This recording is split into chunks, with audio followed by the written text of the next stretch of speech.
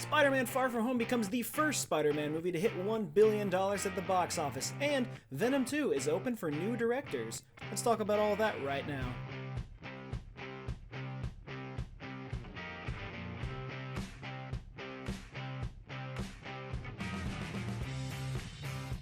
Hello everybody and welcome back to another movie news video. My name is Joker and today we're talking about some awesome box office numbers for Spider-Man Far From Home and the short list of directors that was announced to possibly take on the role for Venom 2. So it's absolutely wonderful to hear that we finally have a Spider-Man movie in the books in the $1 billion club, being Spider-Man Far From Home, which has only been out for a couple weeks and has already crossed the $1 billion mark, and it's absolutely crazy. Just behind it is Spider-Man Homecoming, sitting at $880 million. Everything about these two Spider-Man movies, from the casting to the story to the way it fits into the MCU, really just brings its A game throughout the entirety of the film, and this is one of the reasons why I think this easily hit the $1 billion mark, is because we saw what happened in Homecoming, and we saw how everything played up through Infinity War and Endgame, and everyone had to see this movie, and that's just one of the reasons why it hit $1 billion, and it's still going. It's still got a lot of room to grow. It's one of the things I think is absolutely ridiculous about it is that after the first week of its release, because it had that awkward Tuesday release, we talked about that a few weeks ago, I said by the next Monday it was at $600 million. And I said that by the next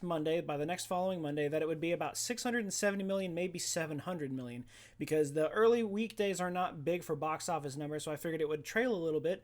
But boy was I wrong, because after its first release and then going into that next Monday, it was sitting at $840 million.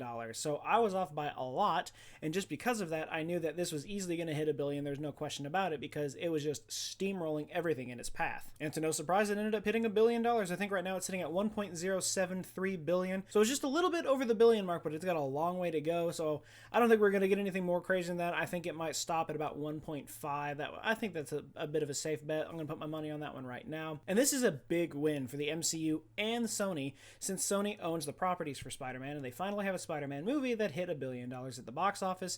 It's just fantastic, and I'm really happy for everyone involved with the project. And because of the way that Spider-Man Far From Home ended, especially with the end credit scenes, and the fact that it's making so much money, a sequel is not out of the question, and it definitely is going to happen.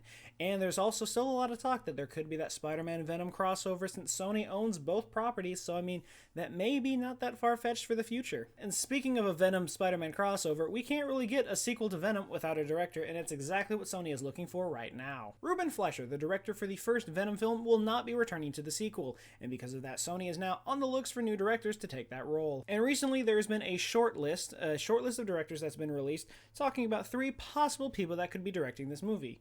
And on this list we have Travis Knight, who's best known for Bumblebee, which recently came out. It was probably the best movie in the Transformers franchise, in my opinion. That movie was beyond amazing. There's also director Rupert Wyatt, who is known for Rise of the Planet of the Apes, amazing movie starring Andy Serkis, which is actually our third pick. So Andy Serkis is the third pick for directing this movie. And out of all 3 of these, the one that gets me most excited is hearing Andy Serkis. And the reason I think that Andy would be the perfect director for this movie is just because of the way the movie is made in general. Venom is a character that cannot be recreated on screen by actual prosthetics and stuff like that. It could, but it would be a little weird. In most cases, it's going to be a CGI motion capture character, which is the one thing that Andy Serkis is known for the best. His work in motion capture is critically lauded, alright? Everyone knows who he is, and he's just the best at what he does. And while we're talking on directors, not so much acting, this is just some of the reasons that I think that he would be best for that. As far as acting goes, he's known for his best performances, such as Gollum in the Lord of the Rings and the first Hobbit film, An Unexpected Journey, and he's also known as Caesar in the rebooted Planet of the Apes trilogy. And yes, he's done several films since then, but these are just 2 of the roles that really stand out and show what he's capable of doing. Especially since in this case, both of these characters don't necessarily walk straight up like a human. They're more hunched over, they're very deformed, very disfigured, one literally being a monkey, and the other being the deformed scaly Gollum creature that we have in the Lord of the Rings franchise. But since this is all he does, it gives him the upper hand when directing characters using motion capture. And as far as directing skills goes, he was the second unit director for the last 2 Hobbit films in the Hobbit trilogy, and he also worked on 2 individual projects of his own. The most well-known is Mowgli, Legend of the Forest, which was a Netflix original movie, and while that movie didn't necessarily wow the critics or the audiences as it happened, it just shows that Andy is capable of handling dark and violent tones in films, especially when using an all-star cast. And I think that's important, especially since now if Venom 2 goes the way that it was teased in the end of Venom 1 with Carnage, then we're going to have Tom Hardy and Woody Harrelson, both in Venom 2, playing respectively Venom and Carnage. So you're going to want someone like Andy who's going to be really good at directing this movie and will have a good working relationship with the actors involved. And with all of the skills that I've already mentioned, it just shows that he would be perfect for this movie, considering most of the stuff that goes on within the comics and in some of the video games and some of the cartoons between Venom and Carnage.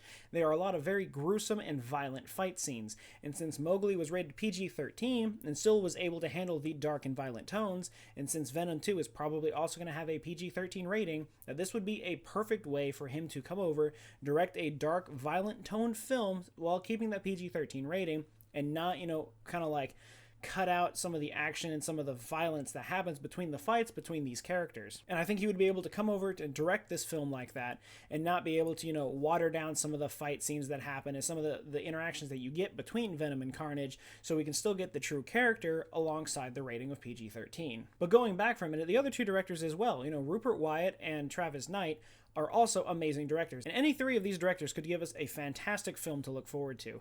But I just think, in my personal opinion, if I were to be able to choose, I would go with Andy Serkis, because I know what he's capable of and I know the history he has with motion capture as well as directing. But I feel that that information is going to come out to the public here very soon, just because Sony is eyeing for the production to begin November of this year. So it's only a matter of time before they finally announce the director for that movie. But until they decide to drop some names on who's going to be directing Venom 2, and if not, we're going to get a crossover between Venom and Spider-Man, that is going to be it for this video, guys. Remember, if you like what you saw, be sure to leave a like, comment, and subscribe. Let me know in the comments down below if you want to see more movie news videos or if you'd like to see anything else. But until then, and as always, I will see you guys next time.